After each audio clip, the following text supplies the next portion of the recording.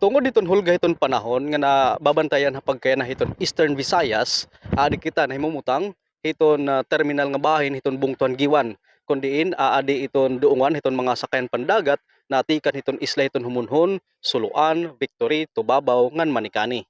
Kitaon naton iton pera nga sitwasyon hapag kaya na didi.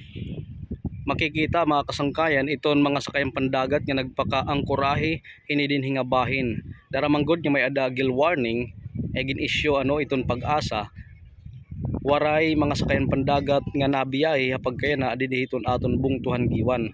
Pero padayon nga may ada ang mga pasahero nga naguhulat didihiton aton nahimutangan para sumakay pagbalik ngadto hiton era mga isla.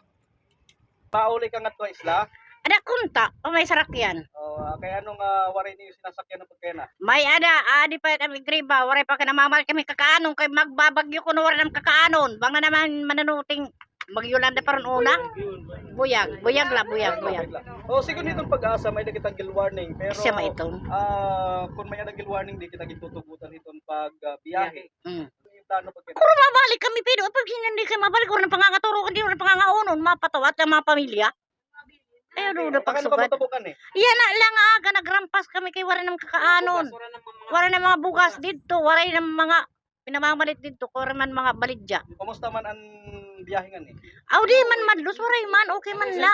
Diri mabalot. Diri, susuri nga paghulos mauran la na uran la. Ini itong pinakalitis nga update pag kaya na din ha G1 News TV. Ako niyo tagapagbalita Alfred Joe Pido Opana.